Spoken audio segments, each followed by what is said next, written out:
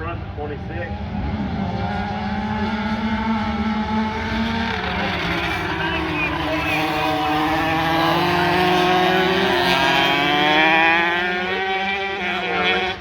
On the racetrack.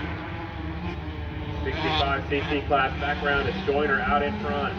Second is 12, Hearts and Lions right there from Lodi, Washington. 427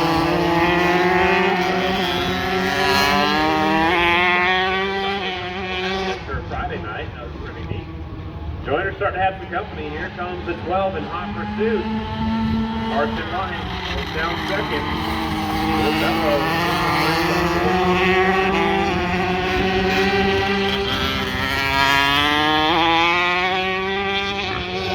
Coming out, looks like this time high up. Here comes the 12. Hearts and Lions close in on the 26.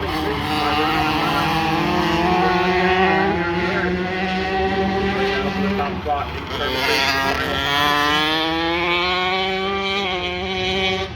off the final corner, it's going to be the 26 hanging on to it. Jackson Joyner, your winner. Lions in second, and the Boston Sport Fellow in third.